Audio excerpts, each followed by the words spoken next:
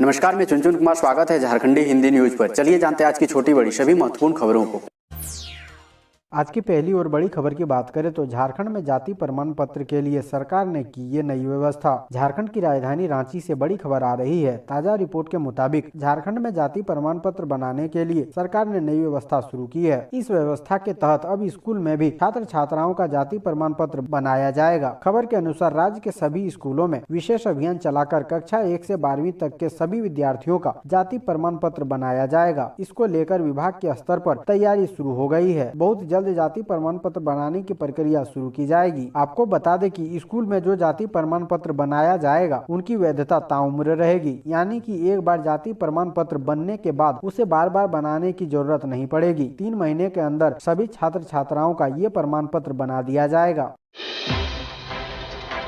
अगली बड़ी खबर की बात करें तो 10वीं तक के विद्यार्थियों को मिलेगी प्री मैट्रिक छात्रवृत्ति। ये है शर्तें। राज्य के पहली से 10वीं क्लास में पढ़ने वाले छात्र छात्राओं को प्री मैट्रिक छात्रवृत्ति दी जाएगी। सरकारी स्कूलों में पढ़ने वाले अनुसूचित जनजाति, अनुसूचित जाति, पिछड़ा और अल्पसंख्यक वर्ग के छात्र छात्राओं को छात्रवृत्ति दी जाएगी। इसके लिए कल्याण विभाग के सचिव कमल किशोर सोन ने सभी जिलों के उपायुक्तों को निर्देश दे दिया है। उन्होंने निर्देश दिया है कि ई कल्याण पोर्टल की रिपोर्ट को अपडेट कर तत्काल कार्रवाई करें। इसके लिए सभी जिला शिक्षा पदाधिकारी और जिला शिक्षा अधीक्षक से यह प्रमाण पत्र ले लें कि प्री मैट्रिक छात्रवृत्ति योजना से अनुसूचित जनजाति, अनुसूचित जाति, पिछड़ा और अल्पसंख्यक वर्ग के पहली से 10वीं तक पढ़ने वाले कोई भी छात्र छात्राएं वंचित न रह जाए।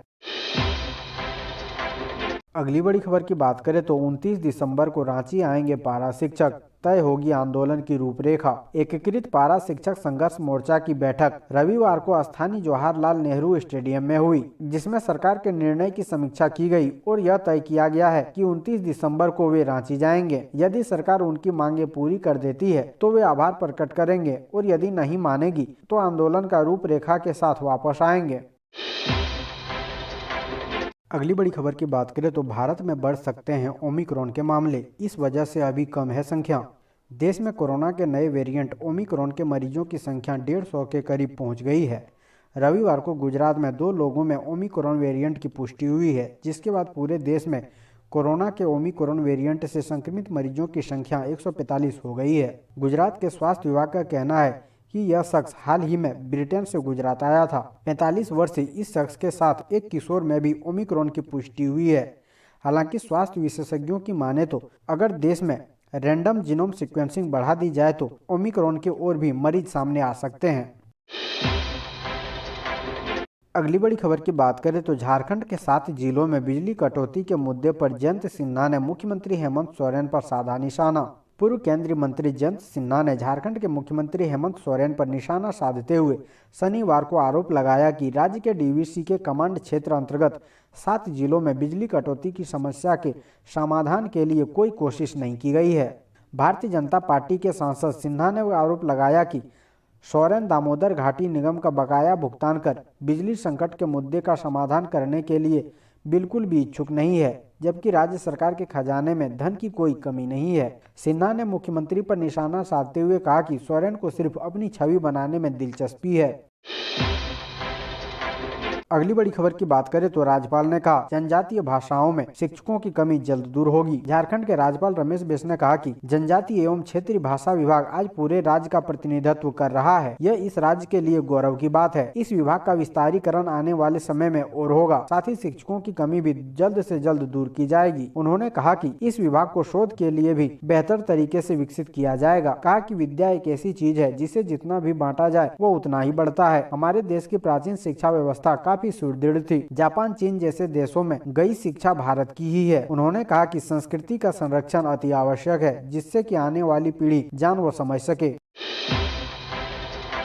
अगली बड़ी खबर की बात करें तो तीसरी लहर की आशंका से झारखंड सरकार हुई चिंतित। रिम्स में चल रही है तैयारियां। देश में कोरोना के नए वेरिएंट ओमिक्रॉन के बढ़ते मामलों ने झारखंड सरकार की चिंता बढ़ा दी है। ओमिक्रॉन की वजह से कोरोना की आने वाली संभावित तीसरी लहर से निपटने को लेकर झारखंड सरकार रेस हो गई है। वैसे तो राज्य में अभी तक इस वेरिएंट के एक भी मामलों की पुष्टि नहीं हुई है। बावजूद इसके दूसरी लहर में महसूस की गई कमियों का गैप एनालिसिस करते हुए सरकार तैयारी में जुट गई है। इसी के तहत राज्य के सबसे बड़े अस्पताल रिम्स में विशेष आईसीयू के 500 अतिरिक्त बेड की तैयारी शुरू कर दी गई है। स्वास्थ्य विभाग के इस प्रस्ताव को कैबिनेट की मंजूरी भी मिल चुकी है। अगली बड़ी खबर की बात करें तो आज विधानसभा के समक्ष धरना देगा private school association. Private school association की आम सभा रविवार को केरकेंद स्थित इंडियन पब्लिक स्कूल में आयोजित की गई। इस दौरान राज्य सरकार से कक्षा 1 से लेकर 5वीं तक के बच्चों के लिए कक्षाओं का संचालन करने की अनुमति देने की मांग की गई। साथ ही 8वीं बोर्ड की परीक्षा कोरोना काल में यूडायस प्राप्त सभी विद्यालयों को आर्थिक मदद जैसे बिंदुओं पर विशेष रूप से चर्चा की गई। विशिष्ट अतिथि प्रदेश महासचिव प्रवीण दुबे ने कहा कि विद्यालय संचालन नहीं होने से जीविकोपार्जन मुश्किल हो रहा है। उन्होंने कहा कि कक्षा 1 से लेकर 5वीं तक की कक्षाओं के संचालन के लिए सरकार के समक्ष अपनी मांग को रखा जाएगा। इसके लिए चरणबद्ध तरीके से आंदोलन भी किया जाएगा। आंदोलन की शुरुआत 21 दिसंबर को रांची में विधानसभा के समक्ष धरना कार्यक्रम से प्रारंभ की जाएगी। अगली बड़ी खबर की बात करें तो पाकुड़ में बालू ट्रक से पैसा लेते पुलिस कर्मियों को कैमरा ने पकड़ा। वीडियो वायरल होने पर एसपी ने 5 को दी यह सजा। पाकुड़ में डंके की चोट पर बालू का अवैध खनन हो रहा है। पुलिस के संरक्षण में यह अवैध कारोबार चल रहा है। 16 दिसंबर को महेशपुर शहर ग्राम मार्ग पर बालू लदे ट्रैक्टर से अवैध वसूली में जुटी महेशपुर थाने की पुलिस पेट्रोलिंग टीम का एक वीडियो भी वायरल हुआ है। पाकुड़ एसपी एचपी जनार्दनन ने इस प्रकरण में एक पुलिस अधिकारी समेत 5 पुलिस कर्मियों को निलंबित कर दिया है। दरअसल बालू लदे ट्रैक्टर से अवैध वसूली का यह वीडियो किसी ने बनाकर इंटरनेट मीडिया पर अपलोड कर दिया। एसपी ने बताया कि यह सूचना मिलने के बाद मामले की जांच कराई गई। महेशपुर के एसडीपीओ नवनीत हेम्ब्रम ने जांच के बाद अवैध वसूली की बात सही पाई गई और कर्मियों को तत्काल प्रभाव से निलंबित कर दिया गया। अगली बड़ी खबर की बात करें तो कोरोना काल में सेवा के लिए प्रोत्साहन नीति में बदलाव। इन स्वास्थ्य कर्मियों को भी झारखंड सरकार देगी भत्ता। कोरोना संक्रमण काल में कोविड-19 ड्यूटी में सेवा देने वाले अब वैसे स्वास्थ्य कर्मचारियों को भी 1 महीने का प्रोत्साहन राशि मिलेगी जिन्होंने 6 महीने नौकरी दी है। सरकार की ओर से अप्रैल 2021 से पहले ज्वाइनिंग करने वाले सरकारी अनुबंध और आउटसोर्सिंग कर्मचारियों को ही प्रोत्साहन राशि देने का प्रावधान था, लेकिन अब सरकार ने नियमों में बदलाव कर दिया है। अब अप्रैल 2021 के बाद ज्वाइनिंग करने वाले सरकारी अनुबंध अथवा आउटसोर्सिंग कर्मचारियों को भी प्रोत्साहन राशि देने के लिए सरकार ने प्रस्ताव तैयार किया है। अगली बड़ी खबर की बात करें तो गैंगस्टर फहीम का बेटा इकबाल गिरफ्तार। रंगदारी के मामले में हुई है 3 साल कैद की सजा। गैंगस्टर फहीम खान के बेटे इकबाल खान को बैंक मोड़ पुलिस ने शनिवार को वसेपुर कमर मखदूमी रोड स्थित उसके घर से गिरफ्तार कर जेल भेज दिया। सजायाफ्ता इकबाल के खिलाफ कोर्ट ने अक्टूबर माह में वारंट जारी किया था। कुछ लोगों ने गिरफ्तारी का विरोध किया पर उनकी चली नहीं। गौरतलब है कि 21 मई 2019 को प्रथम श्रेणी न्यायिक दंडाधिकारी श्रुति सोरेन की अदालत ने फहीम खान के पुत्र इकबाल खान, रज्जान खान, भांजे बंटी खान, प्रिंस खान, गोडविन खान व पूर्व पार्षद इम्तियाज खान को रामजान मंजिल नया बाजार निवासी साहिब आलम से रंगदारी मांगने के आरोप में 3-3 वर्ष की कैद एवं 300 रुपए जुर्माना की सजा सुनाई थी। अगली बड़ी खबर की बात करें तो रांची में अपार्टमेंट की 4थी मंजिल की बालकनी से गिरी छात्रा, अस्पताल में चल रहा इलाज। अपार्टमेंट की 4थी मंजिल की बालकनी में पढ़ाई कर रही 15 वर्षीय छात्रा अचानक नीचे गिर गई और गंभीर रूप से घायल हो गई। झारखंड की राजधानी रांची के बरियातू थाना क्षेत्र के कुसुम विहार स्थित एक अपार्टमेंट में शनिवार की दोपहर करीब 1:30 बजे यह हादसा हुआ। फिलहाल पल्स हॉस्पिटल में छात्रा को सर्जरी आईसीयू में भर्ती कर इलाज किया जा रहा है, जिनकी मॉनिटरिंग न्यूरो सर्जरी विभाग के डॉक्टर एस सुदर्शन और अन्य डॉक्टर कर रहे हैं। अस्पताल प्रबंधन से मिली जानकारी के अनुसार छात्रा की छाती की दाहिनी हड्डी में कई जगह फ्रैक्चर हैं। वहीं एक्सरे में रीढ़ की हड्डी में भी फ्रैक्चर होने की पुष्टि हुई है। ब्लड प्रेशर और ऑक्सीजन सैचुरेशन निर्धारित मानक से कम है, इसलिए कृत्रिम ऑक्सीजन पर रखा गया है। अगली बड़ी खबर की बात करें तो जेपीएससी घोटाले पर बाबूलाल ने हेमंत पर बोला हमला, कहा दोषियों को बचा नहीं पाएंगे मुख्यमंत्री। झारखंड लोक सेवा आयोग की 7वीं से 10वीं तक की परीक्षा को लेकर पूर्व मुख्यमंत्री बाबूलाल मरांडी ने मुख्यमंत्री हेमंत सोरेन पर बड़ा हमला बोला है। उन्होंने कहा है कि जेपीएससी परीक्षा में गड़बड़ी हुई है, यह बात जेपीएससी ने स्वीकार कर लिया है। मुख्यमंत्री दोषियों को बचाने का प्रयास कर रहे हैं, लेकिन बचा नहीं पाएंगे। अगर मुख्यमंत्री ईमानदार हैं तो उन्हें सीबीआई जांच की अनुशंसा कर देनी चाहिए। परीक्षा परिणाम से सबसे ज्यादा गड़बड़ी साहिबगंज जिले के परीक्षा केंद्रों के क्रमांक से संबंधित है। हेमंत सोरेन साहिबगंज जिले से ही विधायक हैं। क्या यह गड़बड़ियां और मुख्यमंत्री के बीच कोई संबंध है? इसकी जांच होनी चाहिए।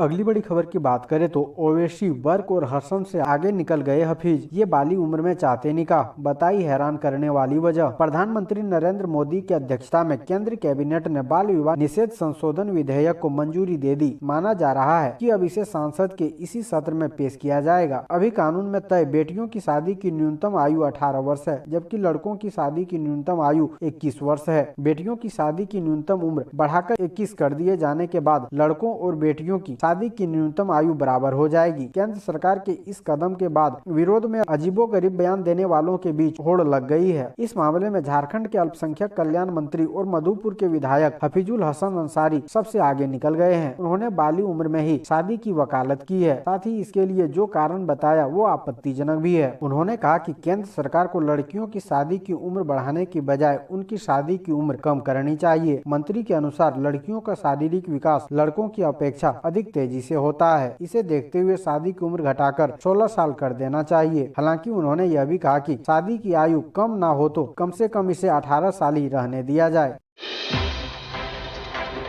अगली बड़ी खबर की बात करें तो गढ़वा में भीषण सड़क हादसा, ट्रक की चपेट में आने से युवक की दर्दनाक मौत। राष्ट्रीय राजमार्ग 75 पर गढ़वा शहर में सदर अस्पताल के पास रविवार की सुबह ट्रक से कुचलकर मोटरसाइकिल सवार की मौत हो गई। मोटरसाइकिल सवार अभी तक पहचान नहीं हो सकी है। जानकारी के अनुसार सुपर स्प्लेंडर मोटरसाइकिल संख्या JH03Y0379 पर सवार व्यक्ति गढ़वा शहर से कचहरी की ओर जा रहा था। इस दौरान सदर अस्पताल के समीप सामने से आ रहे ट्रक ने मोटरसाइकिल को अपनी चपेट में ले लिया। इस घटना में मोटरसाइकिल सवार की मौके पर ही मौत हो गई। वहीं घटना के बाद चालक अपने ट्रक को लेकर भागने में सफल रहा। अगली बड़ी खबर की बात करें तो क्रिसमस को लेकर शहर में उत्साह का माहौल, बाजारों में लौटी रौनक। क्रिसमस की तैयारियां शुरू हो गई है। गिरजाघरों को सजाने और संवारने के साथ साथ चरनी बनाने का भी काम शुरू कर दिया गया है। प्रभु यीशु मसीह के जन्मोत्सव का मुख्य कार्यक्रम स्थानीय संत टेरेसा चर्च में होगा। यही कारण है कि संत टेरेसा चर्च को अभी से ही सजाया जा रहा है। क्रिसमस का पर्व 4 दिनों के बाद है, लेकिन ईसाई धर्मावलंबियों में अभी से जश्न का माहौल देखने को मिल रहा है। लोग उत्साह से लीवरेज हैं। रविवार को चर्च में विशेष प्रार्थना सभा का आयोजन किया गया। क्रिसमस के मौके पर गाए जाने वाले कैरोल गीत की तैयारियों को लेकर गुनगुनाहट शुरू हो चुकी है। इधर बाजारों में रौनक छाई हुई है। दुकानों में खरीदारी के लिए पुरुष व महिलाओं की भीड़ उमड़ रही है।